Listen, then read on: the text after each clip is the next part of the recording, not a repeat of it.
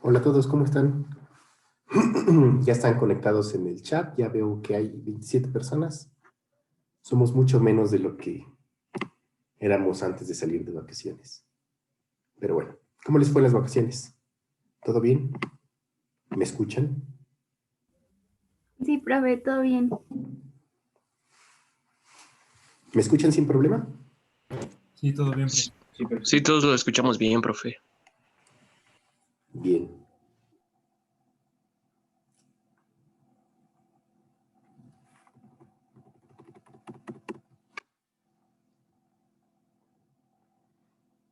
Bueno, pues creo que lo que tenemos que ver hoy nada más es aclarar dudas. Si tienen alguna duda pueden preguntar ahora. Si no, les comunico lo que se supone que tienen que hacer para esta semana.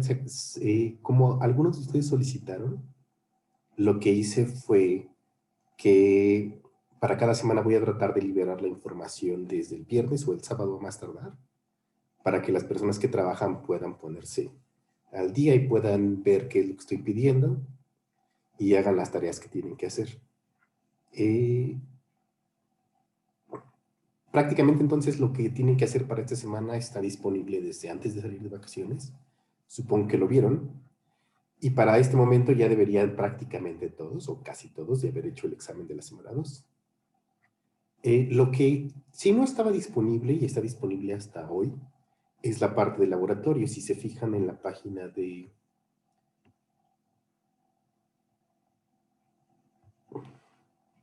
la, ¿cómo se llama esto? El aula virtual.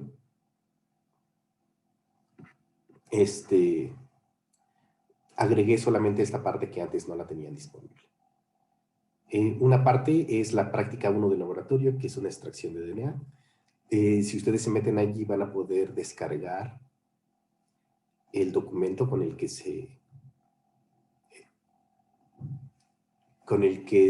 vienen las instrucciones para hacer la práctica. Es una extracción simple de ADN y que se puede hacer con material que tienen en su casa. Nada más para que vean cómo se ve el DNA.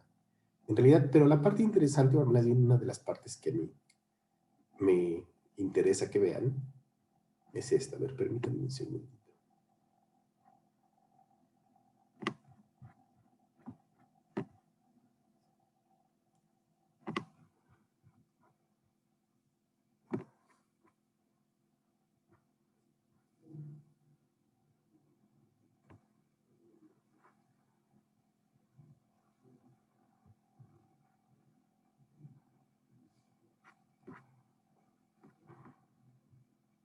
Ok, ahí ven mi pantalla, ¿cierto? Completa. Entonces lo que hicimos aquí fue que hicimos un documento en el que les detallamos cuál es el objetivo del proyecto de laboratorio. El objetivo final del proyecto es desarrollar un protocolo como si fuéramos a producir una proteína eh, que quisiéramos expresar en un organismo distinto del que originalmente es. Como el trimestre pasado tuvimos algunos problemas para dejarles elegir qué proteína querían y después nos hicimos bolas, limitamos un poquito más la elección de las proteínas que pueden utilizar a solamente estas tres. En un principio se suponía que iban a poder elegir cualquiera. Después me parece que Saraí les asignó por equipo cada una de las proteínas que están descritas aquí. ¿Es cierto eso? Sí. Sí, profesora, a cada uno se nos asignó, bueno, a cada equipo se le asignó una diferente. Ok, entonces ya tienen asignada la proteína que hay que hacer y por lo general se va especificando aquí qué tipo de entrega tienen que hacer para cada una de las semanas que siguen a lo largo del trimestre. Alguien creo que tiene prendido su laboratorio. Te voy a pagar, Diana Itzel. Y pues ya, solamente tienen que, lo que les recomiendo yo que hagan es que lean todo el proyecto para que vean cuáles son los pasos que hay que seguir. Les voy a poner la siguiente semana un diagrama de flujo o una página más bien en la que ustedes pueden entrar para que vean cuál es el proceso completo desde aislar el gen hasta clonarlo y expresarlo en una bacteria para que se den una idea de cuál es el objetivo general del proyecto. Pero cada semana ustedes tienen que ir entregando alguna cosa. El objetivo de esto es muy simple. El proyecto es largo. Probablemente tengan algunos compañeros que estuvieron en el laboratorio con nosotros, o más bien en la clase con nosotros el trimestre pasado. Y si no lo van haciendo conforme vamos avanzando, se vuelve demasiado problema al final. Entonces, la idea de que lo vayan haciendo así es precisamente que tengan tiempo de ir haciéndolo y vayan desarrollando el proyecto conforme vamos avanzando. La segunda idea de esto es que muchas de las prácticas, o más bien prácticamente todas las prácticas virtuales que vamos a hacer, están relacionadas con estos temas en particular y las entregas están relacionadas con cuál es la práctica que se hizo esa semana. ¿De acuerdo? Entonces, por ejemplo, ahorita, de hecho, están retrasadas una vez en están retrasadas por una semana en el proyecto. Por ejemplo, para la entrega 1, que sería el próximo lunes, voy a abrir un espacio en el que ustedes pueden entregar un documento en PDF, por favor, y solamente uno del equipo lo entrega. O sea, no quiero los 40 documentos allí, sino solamente un documento por equipo. Y tienen que entregar la primera actividad, que es una vez que ya les asignaron cuál es la proteína con la que van a trabajar, entonces tendrían que investigar todo esto, que es muy, muy simple de investigar, o más bien, no simple de investigar, sino más bien para que se vayan enterando qué es lo que hace su proteína. ¿De acuerdo? La función de la proteína, algunos antecedentes, si se ha aplicado industrialmente, si hay productos comerciales, cuál es la importancia, características de la proteína, número de aminoácidos, número de nucleótidos que codifican para esa proteína, si hay isoformas o no, si hay una enzima industrializada de qué especie es, dónde encuentran esa proteína en la célula o en el organismo, etcétera, etcétera, etcétera. Y una de las cosas nuevas que hay para este trimestre es que les estamos añadiendo algunos sitios en donde ustedes pueden entrar a buscar. De hecho, me dijo Saraí que había tenido una plática con ustedes y que habían decidido o le habían pedido que les diera una pequeña como clase en la que les enseñaba cuál era o cómo buscar este tipo de información.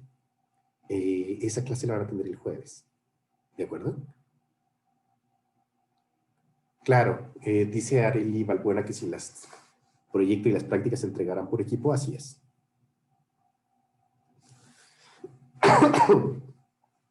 Entonces, el jueves vamos a tener la reunión normal a las 3, pero prácticamente la clase la va a dar Saray y les va a explicar cuál es la manera en la que ustedes pueden buscar información en algunas de estas páginas. Conforme vamos a ir avanzando, por ejemplo, la segunda entrega, que sería el 18 de enero del 2021, que es la que sigue, o sea, no este lunes, sino el próximo lunes. Lo que tienen que investigar aquí es cómo harían ustedes para aislar el material genético para lograr obtener el gen que necesitan para codificar la proteína que eligieron. ¿De acuerdo? Entonces, fíjense que, por ejemplo, en este caso, la actividad que tienen que entregar está justo después de que ya hicieron la práctica de aislamiento del DNA y que leyeron algo de información al respecto. ¿Sí? Y no solo eso, para hacer las cosas un poquito más simples, Saraí y yo les añadimos aquí algunos links en los que ustedes pueden buscar mayor información. Por ejemplo, este link de aquí los va a llevar a una página en donde hay distintos productos comerciales que sirven para aislar DNA, dependiendo de qué tipo de muestra es la que quieran ustedes utilizar. Entonces, la importancia o cómo voy a elegir yo qué producto comercial utilizo para aislar ese DNA depende de cuál es el material del que estoy partiendo. Si estoy partiendo de un hongo, si lo voy a hacer de sangre, si lo voy a hacer de un tejido, etcétera, etcétera. Y los protocolos cambian ligeramente. Entonces, en esta página ustedes pueden ver o van a ver que se van a encontrar con distintos kits para purificar DNA de distintas muestras. Y si tienen alguna duda de cuál es el kit que es mejor para su muestra, también en esta página les dan como una pequeña guía de cómo escoger esos materiales. Y así sucesivamente, conforme vamos avanzando, por lo general les damos, vamos un poquito adelante de lo que, más bien la práctica, el tema de la práctica está relacionado con la información que tienen que entregar hasta la siguiente semana de eso, o sea, una vez que hayamos revisado la práctica. Y les añadimos aquí algunos links para proveedores de kits, para que no pasen la vida buscando demasiado en internet, pero es importante que vayan explorando un poco más de lo que nosotros les estamos dando. Entonces, lean este protocolo completo y vayan avanzando. Este lunes lo primero que tienen que entregar por equipo es esta parte. ¿De acuerdo? Que es no otra cosa más que buscar la información relacionada a la proteína que se supone que les tocó expresar heterónomamente. La siguiente semana, entonces, ya sí, tienen que meterse un poquito más a investigar cuál es la técnica de aislamiento de material genético que van a utilizar, pero para esto ya tuvimos una sesión el próximo lunes, en donde revisaríamos un poco los resultados de las prácticas que tienen que entregar. ¿De acuerdo? Entonces, espero que sea mucho más fácil. Es mucho trabajo, en cierta medida. Yo creo que se puede hacer. El trimestre pasado hubo algunos trabajos que no estuvieron tan buenos, pero hubo otros que estuvieron muy bien hechos.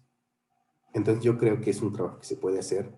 Estamos simplificando mucho las cosas, tratando de delimitar y no dejarlos que se pierdan en el mar de información que hay al respecto. Y entonces, pues espero que con eso más o menos les quede claro cuál es el proceso para producir una proteína recombinante, por ejemplo. Y pues ya, lo que íbamos a ver ayer era básicamente hablarles un poquito de cómo es el proyecto. Y los voy a ver el jueves, ¿cierto? Y más bien los voy a ver Saray. Todo el material de la semana 3, porque ya estamos ahorita hablando de replicación del material genético, replicación del DNA, está ya disponible para ustedes en formato de videos. Probablemente haga un examen para evaluar qué tanto aprendieron de los videos. Eso lo tendría disponible para el siguiente lunes o el viernes, quizá. Y pues ya, si quieren también lo que podemos hacer ahorita es revisar un poco cuál fue el resultado de sus modelos de DNA. ¿Les parece bien? Sí, a mí sí me interesa, Doc, porque ya hasta el final vi un pequeño error que cometí. Ok, a ver, espera un momentito, déjame ver. Bueno, yo tengo una pequeña duda. Dime, David. En la parte donde dice laboratorio, en la parte donde dice laboratorio virtual, ¿qué es en sí lo que hay que hacer? En el laboratorio virtual. En la semana 3, Ajá. bueno, es que lo ¿Me estoy meto buscando. aquí? Había algo que decía algo de laboratorio virtual dentro de la práctica, pero no entendí más bien como cuál era el objetivo. Ah, muy probablemente es un link. Entonces Ajá, entras al link o solo... Sí. y ¿qué viste?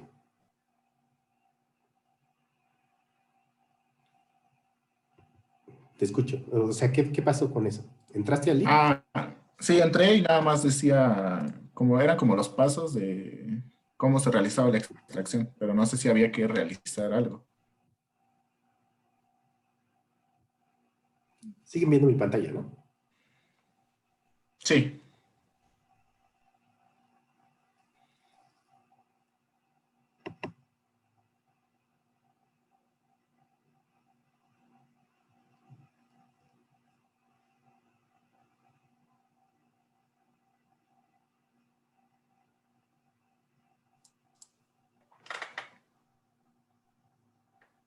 Aquí. sí, ese link.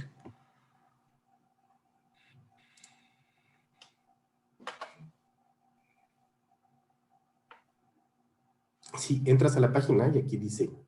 Ah, esa es una cosa que creo que se me ha olvidado mencionar. Mucha de la información que está disponible, sobre todo en biotecnología, está relacionada con, o más bien está escrita en inglés. Una de las cosas que tienen que empezar a mejorar a partir de ahora, y hasta antes de que terminen su carrera, es al menos ser capaces de entender qué es lo que están leyendo en inglés, y con ese problema se van a encontrar también muchas de las páginas que les estamos dando. En este caso es una extracción virtual de DNA, tú tendrías que picarle aquí, y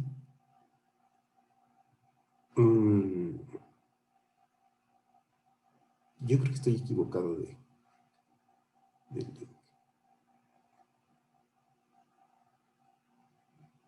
espera un segundo. Sí, eso. Se suponía que aquí tenían que ver un laboratorio en el que tenían que ir haciendo paso a paso cómo hacerlo. Yo creo que me equivoqué del link. Déjame checarlo, ¿sí?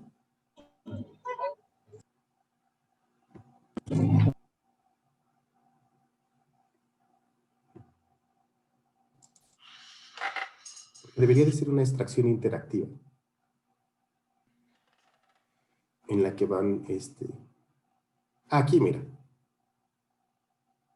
Donde dice Star Lab, le picas y entonces te van saliendo los pequeños pasos, que es básicamente lo mismo que hicieron, pero utilizando kits. Entonces, como no podemos hacer las prácticas de laboratorio en el laboratorio, aquí les va dando la instrucción de qué es lo que necesitan hacer. Y o sea, básicamente lo que hacen es una extracción de DNA, les da algo de teoría al respecto, para qué sirve, por ejemplo. Y en cada uno de los pasos les va a ir dando links en donde ustedes tienen que hacer clic. Entonces, por ejemplo, aquí ya les digo que pueden hacerlo para análisis de ancestría, para identificar cuerpos, para análisis de evidencia forense. Y aquí está el resumen de eso. Y entonces aquí dice presiona lo siguiente para continuar. Presionas el siguiente. Y básicamente lo que tienes que hacer es continuar con pequeña demostración interactiva de cómo se hace. ¿Sí? Pero no, sí está correcto el link. Solo es no este. Este es un protocolo para extraer DNA casero. Y este sería como lo harías en el laboratorio. ¿Sí? Sí, muchas gracias. Ya entendí mejor.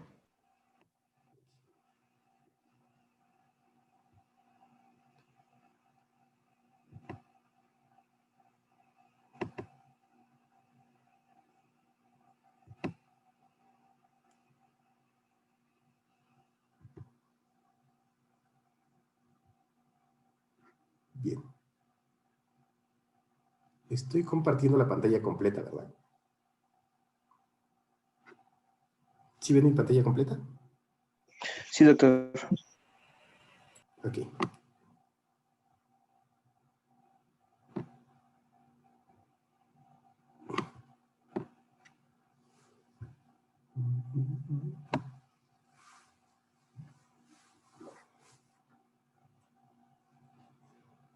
Ok, de lo que se trataba de este ejercicio era de que, como de evaluar o de que trataran de interiorizar cuál es la estructura general del DNA. Y la importancia de esto es que en la estructura del DNA radica el secreto de cómo se transmite la información genética de un organismo a otro.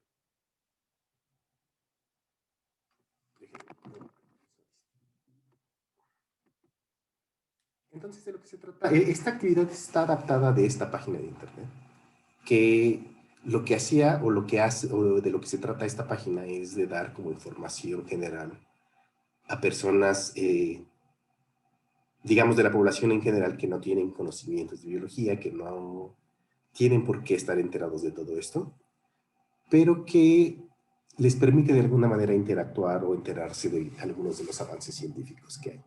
Y se estrenó esta página en una festividad que le decían, que se llamó el Día del DNA, o algo así. Lo que estaban tratando de decir era explicarle a la gente cuál es la estructura del DNA, por qué es importante saberla, para qué funciona, etcétera, etcétera. Y lo que hacían básicamente era construir un modelo de DNA con algo. Una de las cosas que utilizan mucho son los ositos estos, que son como ositos de gomita. Y lo que hacían básicamente era construir como una escalera y luego girarla. Y les quedaba la estructura de doble hélice del DNA. En este caso es una adaptación de esto, porque ustedes ya no son personas que no saben nada de biología. Y ya ustedes le dieron parte de cuál es la estructura del DNA. Y de hecho ya hubo al menos 2 o 3 videos al respecto. Entonces lo que yo quería que hicieran es que llevaran ese mismo modelo que hacen niños de secundario o de primaria a un punto un poquito más elevado. Entonces, la instrucción era que en el DNA encontramos 4 tipos de nucleótidos y los nucleótidos se diferencian por la base nitrogenada que está unida a la desoxirribosa. Para este momento ya todos saben que es un nucleótido. Un nucleótido es un compuesto que tiene un azúcar de 5 carbonos, que en este caso es una pentosa o una desoxirribosa en particular para el DNA, una base nitrogenada, que puede ser adenina, guanina, citosina o timina, y un grupo fosfato. Entonces, lo primero que tendrían que hacer es encontrar cuál era el material con el que iban a hacer su doble hélice y asignar o tener al menos 4 figuras distintas para que cada uno de ellos represente no una base, sino un nucleótido. ¿De acuerdo? A menos, claro, algunos de ustedes hicieron la representación de los azúcares y de los grupos fosfato aparte. Pero bueno, en este caso, yo asigno a cada uno de esos una letra, y esa letra lo que me está representando es que cada una de esas cosas es un nucleótido.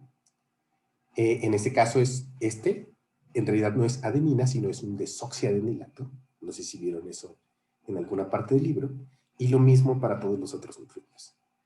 Por lo general, cuando estamos hablando, abreviamos para no decir todo el nombre del nucleótido, y nos referimos solo al nucleótido como si solo fuera la base nitrogenada. Le decimos adenina, guanina, timina o citosina. Pero en realidad de lo que estamos hablando cuando estamos hablando de nucleótidos es de esto, un desoxiadenilato, desoxiguanilato, desoxitidinilato y desoxicitidinato. Entonces, cada una de estas cosas está representando un nucleótido. Un nucleótido que son diferentes entre sí porque la base nitrogenada que está unida al azúcar es distinto entre cada uno de ellos. Estos dos de aquí, A y G, son purinas. Estos dos de aquí, T y C, son piripurinas. ¿Sale? Ahora, una cosa que es importante que sepamos a este nivel es que los nucleótidos tienen cierta direccionalidad o polaridad, podríamos decir. Eso significa que lo que tenemos que la molécula no es una molécula simétrica, sino que dependiendo de dónde la vemos vamos a encontrar un determinado grupo funcional. Si, por ejemplo, nosotros decimos que la cabecita del osito, es el extremo que está unido al 5' del azúcar, aquí lo que vamos a encontrar es un grupo fosfato. Y por lo tanto, este tendría que ser el extremo 3', que tendría un OH libre. ¿De acuerdo? Una de las cosas que a mí me gustan de utilizar una estructura que sea distinta para representar un nucleótido, o sea, que no sea una esfera, por ejemplo, o que no tenga, digamos que no sean exactamente iguales por los dos lados, es que eso me permite darle cierta direccionalidad a la estructura de la molécula, porque el DNA tiene una direccionalidad, y esa direccionalidad es sumamente importante para todo lo que vamos a ver. ¿Sí? Siempre vamos a estar hablando de cuál es el extremo 5' y cuál es el extremo 3' de la cadena o del gen o de lo que sea que estemos hablando, incluso del RNA.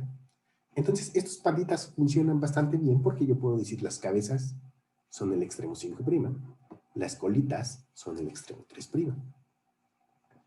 Y entonces, una pregunta, si este es el primer nucleótido de la cadena, ¿hacia dónde tendría que crecer la cadena de DNA para hacer un polímero de nucleótidos? Siempre crecen de 5' a 3'. ¿Ok?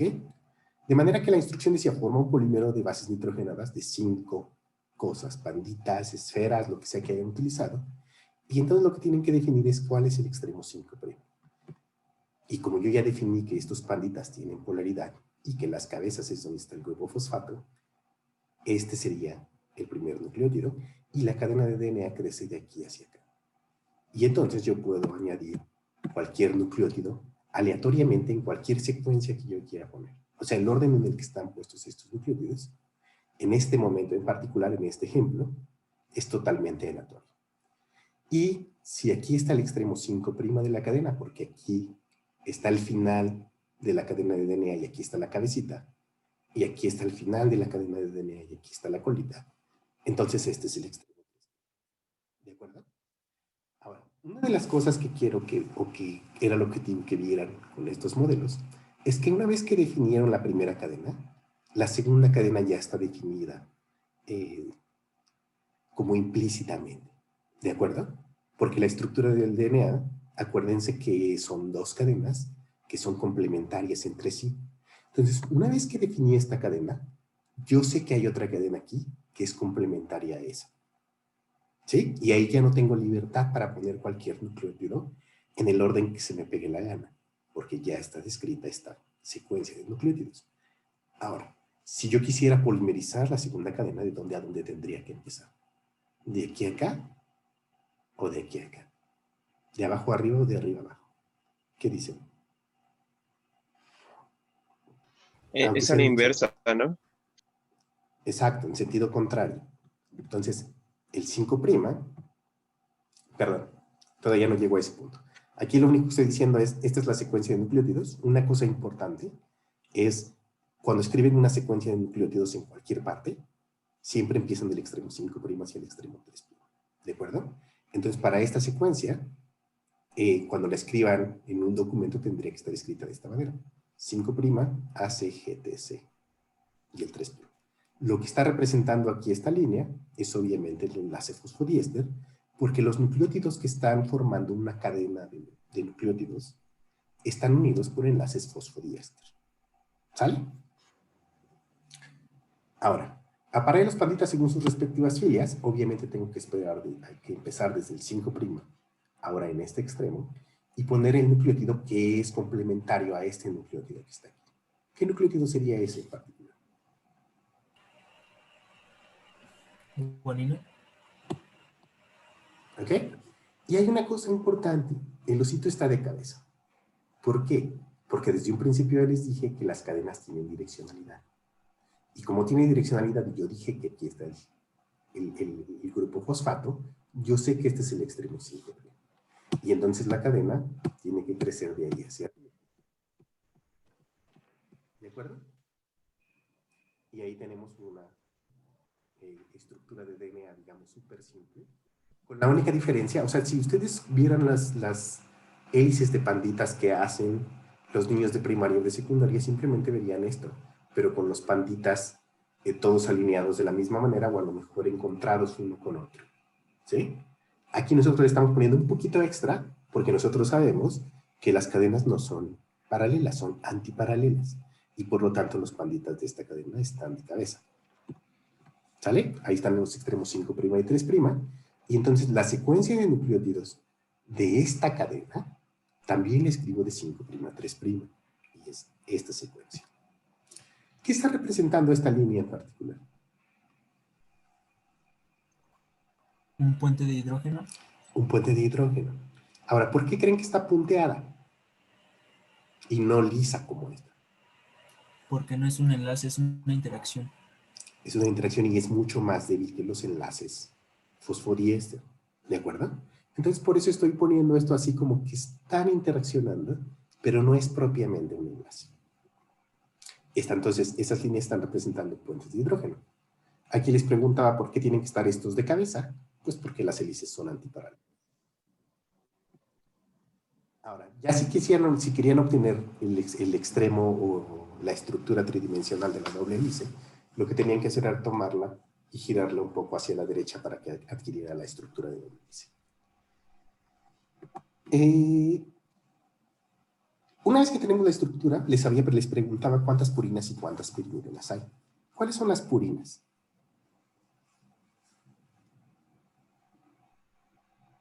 De los cuatro nucleótidos. ¿Perdón? Adenina y guanina.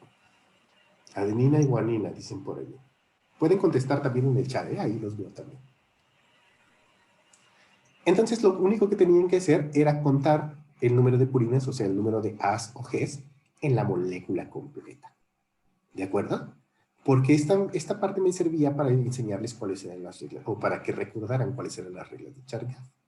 Y las reglas de Chargaff lo que hacen es determinar el número o la proporción de cada una de las bases dentro de una molécula de DNA. Y cuando estoy hablando de una molécula de DNA, me estoy refiriendo a las dos cadenas. ¿De acuerdo? Las reglas de Chargaff son ciertas siempre y cuando estemos hablando de DNA bicatenal, o sea, un DNA de dos cadenas. Y entonces lo único que tenían que hacer era seleccionar cuáles son las purinas y decir, ok, tengo tantas purinas, que en este caso son 5, ¿no? Y entonces después les preguntaba cuántas pirimidinas hay. ¿Cuáles son las pirimidinas? C y T, ¿sí? Acuérdense, las pirimidinas son las que tienen un anillo, las purinas son las que tienen dos anillos. Y entonces si las cuentan también son 5. Aquí está 1, 2, 3, 4, 5. Y esto los va a llevar a llegar al principio de la regla de Chargaff. El principio de las reglas de Chargaff es que en una molécula de DNA siempre van a tener el mismo número de purinas que el número de pirimidinas. ¿Por qué? Porque los puentes de hidrógeno que se establecen o la complementariedad entre dos cadenas siempre es una purina contra una pirimidina. ¿Sí? Si de un lado tengo una purina, del otro lado tengo que tener una pirimidina. Por fuerza. Si de un lado tengo una pirimidina, del otro lado tengo que tener una purina. ¿Hasta ahí vamos bien? Y no solo eso. Tiene que ser una purina en particular, dependiendo de cuál pirimidina en particular tenemos. Entonces, siempre vamos a tener el mismo número de Gs que de Cs y el mismo número de As que de Ts. ¿Sale? ¿Todo claro hasta ahí? De hecho, parte de su tarea que tienen que entregar, no sé si hoy o mañana, era hacer una especie de conteo de las, o de, sí, conteo de bases para analizar las reglas de Chargaff en una secuencia mucho más grande que esta. Entonces, ¿hasta ahí vamos bien? Sí, doctor, claro. ¿Todos bien, niños? Aparte de Samuel. Sí, profe. Profe. ¿Qué pasó? Ok. ¿Dijiste sí o me ibas a preguntar algo? Bueno, asumo que me iba a preguntar qué dijo sí.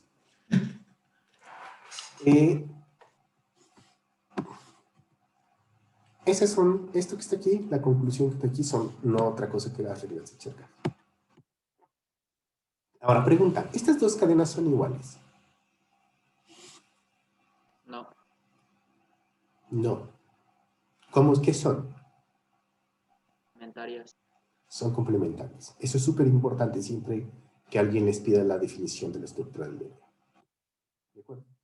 Si quieren saber, si quieren ver que no son iguales, si yo las escribo en la orientación en que se supone que se deben de escribir, o sea, de 5' a 3' cada una de las cadenas, en este caso esta la estoy escribiendo de aquí a acá, y esta la estoy escribiendo de aquí a acá, se van a dar cuenta de que no son iguales, son complementarios. ¿Ok? Ahora, ¿el modelo está completo, así como lo tenemos aquí? ¿O qué otra cosa saben ustedes que me hace falta? El número de puentes de hidrógeno. Exacto, el número de puentes de hidrógeno. ¿Cuántos puentes de hidrógeno debería tener aquí? 2, 2, 2. ¿Y aquí? 3. 3. Y así sucesivamente. ¿De acuerdo? ¿Sí? Entonces, hasta ahorita ya lo tienen súper claro. Ahora, ¿cuál es el poder del modelo de DNA?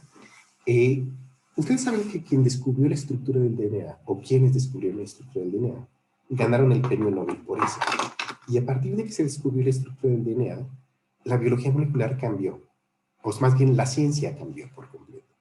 Porque ahora podíamos entender cómo es que se transmite la información genética. Y el secreto de cómo se transmite la información genética está precisamente escondido o implícito en esta estructura del DNA. ¿Por qué? Porque yo sé que estos enlaces que están aquí en medio son mucho más débiles que estos enlaces que están aquí abajo. Y yo sé que siempre hay una cierta complementariedad entre las bases, que no puede ser que tenga una secuencia aleatoria aquí y una secuencia aleatoria aquí, sino que la secuencia de cada una de las cadenas me está diciendo implícitamente cuál es la secuencia en la otra cadena. De manera que si yo lograra destruir los puentes de hidrógeno que están en medio de esas cadenas, y luego las separo, a partir de cada una de las cadenas por separado, podría reconstruir la molécula de DNA de dos cadenas. Gabriela Zamora nos pregunta que qué significa 3' y 5'. ¿Quién le dice eso? Es la direccionalidad. Pero químicamente, ¿qué significa? Es en, si no me equivoco, y si lo digo bien, es en el número del carbono con el que se une, ¿no? Bueno, que se tiene el enlace. Sí, yo también sé eso. Sí, el 5' se está refiriendo al número del carbono de la ribosa. ¿De acuerdo? Gabriela, vamos a hacer una cosa. Lo que te puedo decir ahorita es, déjame pensar. Voy a detener esto un momento para contestar.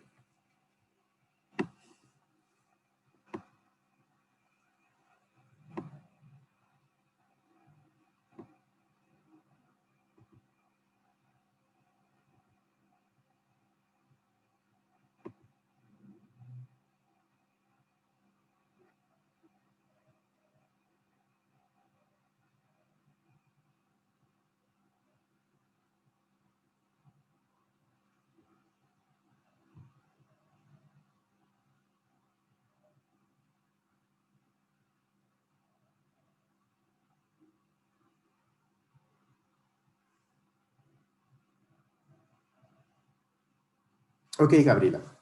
¿Estás viendo mi pantalla ahora? Las bases nitrogenadas. Hice una pausa, ¿eh? Ahorita regreso a donde estábamos.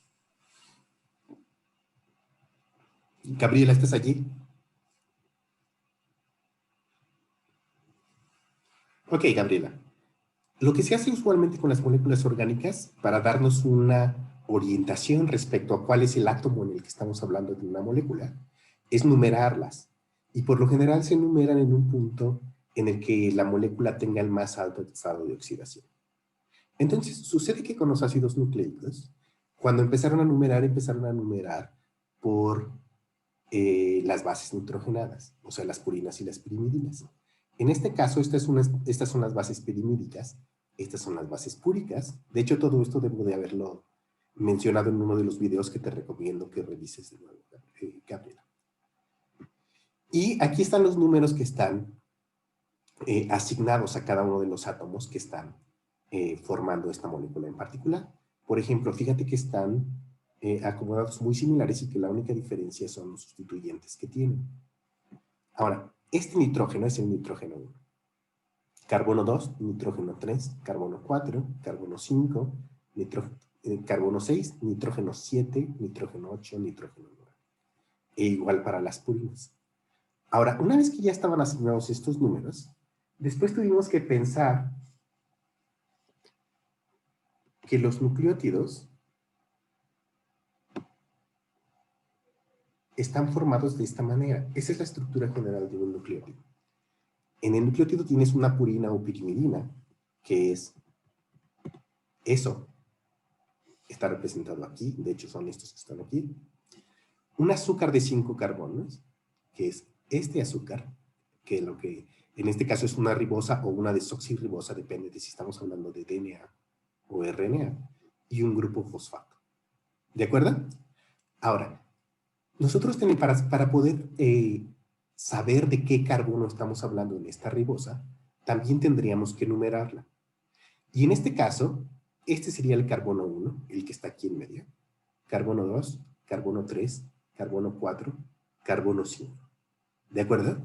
Pero si te acuerdas, ya te había yo dicho que ya habíamos numerado los átomos en estas moléculas que también forman parte de esta molécula más grande.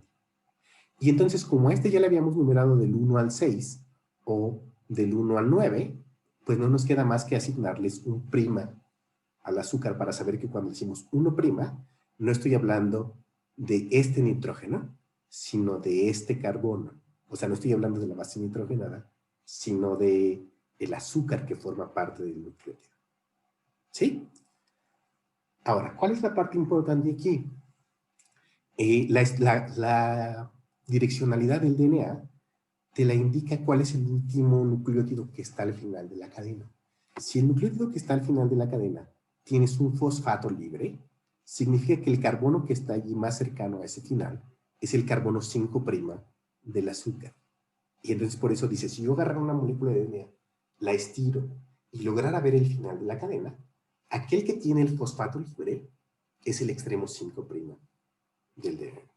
Y aquel que tiene el OH libre en posición 3', que sería esta, es el final de la cadena. ¿De acuerdo? Si lo vemos en la molécula de DNA, todo esto está en un video que puedes revisar. Aquí tienes una cadena de DNA, solo una de las cadenas. ¿De acuerdo? Fíjate que si yo me voy al final de la cadena, aquí está la base nitrogenada, aquí está el azúcar, y esto sería el 1', 2', 3', 4', 5', y aquí está el fosfato final. Entonces, ese es el inicio de la cadena. Si yo me voy hasta el final de la cadena, ese 5' está formando un enlace fosfodiéster con el nucleótido previo. Pero este oxígeno que está aquí, que de hecho es un OH, que está en posición 3', está libre. Entonces, para que yo tenga una idea, no solo yo, sino la vida funciona así.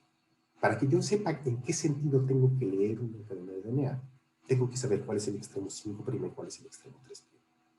Y entonces, en este caso, el extremo 5' es a partir del nucleótido que estoy leyendo, de qué lado está el grupo fosfato. Como está hacia este lado, ese es el extremo 5'. Si me voy hasta el final de la cadena, el extremo 3' estaría aquí. Ahora, hay una cosa más. Fíjate aquí. Esta es una de las cosas por las que te dicen que las cadenas son antiparalelas. La cadena que yo te estaba enseñando en este punto, que va de 5' a 3', en este caso, es esta cadena. Ya viste, aquí está el extremo 5'. Si yo me voy hasta el final de la cadena, aquí está el azúcar de 5 carbonos. Aquí está su base nitrogenada. Y aquí, en el extremo 5' de este azúcar final, está un grupo fosfato. Entonces, yo sé que este es el extremo 5' de la cadena. Si me voy hasta abajo, voy a encontrar otra vez el azúcar con un extremo 3', que es un OH. Ahora, fíjate en la otra. ¿Ya te fijaste que están al revés? Porque las cadenas son antiparalelas. De hecho, el azúcar está al revés. Fíjate la estructura del azúcar como aquí está formando como si fuera una casita. Y en este sentido, la casita está viendo hacia abajo. Porque las cadenas corren en direcciones opuestas. Hay una, ¿cómo podríamos decir? Una geometría para esas moléculas o para esos nucleótidos en los que tienen que acomodarse para que se puedan formar estos puentes de hidrógeno. Y la única manera en la que las bases quedan en la posición correcta, para que estén a la distancia correcta para que formen esos puentes de hidrógeno, es si estas cadenas corren en sentidos contrarios. En sentidos contrarios, el 5' nosotros se lo asignamos como una convención para saber que nos estamos refiriendo al fosfato que está en el carbono 5 de este azúcar. ¿Sí, Gabriela? Debería ser, hay un video que también les puse en algún punto en el que hablo de nucleótidos y ácidos nucleicos y explico un poco con más detalle esto. Pero lo que quiero que entiendas es eso. Fíjate aquí, esta parte en la que ves el azúcar que está apuntando hacia allá, este punto que está aquí, es el oxígeno de la ribosa. ¿Ya viste? En este punto, en una de las cadenas, el oxígeno está viendo hacia arriba. En la otra de las cadenas, el oxígeno está en este punto en particular. Entonces, una corre para arriba, la otra corre para abajo. Y son complementarias entre sí. Por eso, en mi esquema de los pandas, eso lo estoy representando poniendo cada una de las cadenas en diferente orientación. En este caso el 5' está aquí, y el 3' está aquí, y en este caso el 5' está aquí, y el 3' está aquí.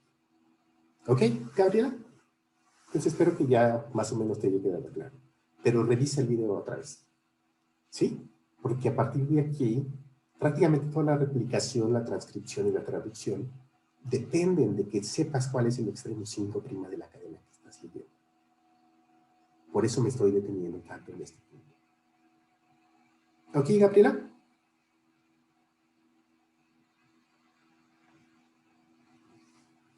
Ok. Muy bien. Entonces les decía, tenemos una molécula de DNA representada aquí por los pandas, con su extremo 5' y 3' de cada una de las cadenas, y les decía que si yo logro romper los puentes de hidrógeno que están en medio y separar las cadenas, puedo utilizar cada una de las cadenas como molde para sintetizar la cadena complementaria. ¿De acuerdo? La única cosa es que tengo que saber de dónde a dónde hay que polimerizar. En este caso, como esta cadena va de 5' a 3' y la polimerización de nucleótidos ocurre de 5' a 3', la nueva cadena que voy a sintetizar aquí tiene que ir en sentido contrario a esta cadena. Entonces tendría que empezar a polimerizar desde este extremo. ¿Sí? Pero para esta cadena es distinto. Como esta cadena está de 5' a 3' de esta cadena, la otra cadena tiene que ir de aquí hacia abajo. Y así es como se replica. Una de las cosas que no sé si tengan todos claro a partir de los primeros videos que vieron, es que lo que tiene que ocurrir para que se forme la siguiente cadena complementaria, lo primero que tiene que ocurrir es que haya un apareamiento de bases o una interacción de puentes de hidrógeno entre la cadena que ya está sintetizada, esta es una cadena de nucleótidos, y un nucleótido libre que es un nucleótido trifosfato que va a formar la siguiente cadena.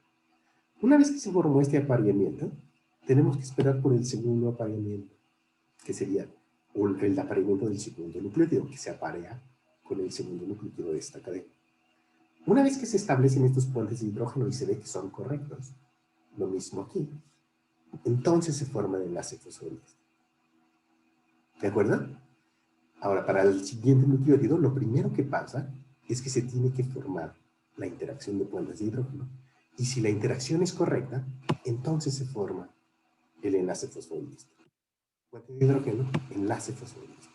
Puente de hidrógeno, enlace fosfolípido. Y al final lo que tenemos son dos cadenas de DNA que son totalmente idénticas entre sí. Más bien, dos moléculas, dos DNAs duplex de DNA, dos cadenas de DNA, no, dos cadenas de DNA, dos moléculas de DNA que son exactamente iguales entre sí. Esta es exactamente una réplica de esta. La única diferencia, fíjense cómo venían todas de la misma, es que para obtener dos cadenas de DNA, cada una de las nuevas cadenas tiene una cadena que se acaba de sintetizar y una cadena que viene del DNA progenitor que le sirvió como molde para replicarse. ¿De acuerdo? A eso se le llama replicación semiconservativa, que es parte de lo que están viendo ahorita. Cada nueva doble hélice, o sea, cada una de estas, está compuesta por una hebra vieja. Esta es la hebra que venía de la molécula original.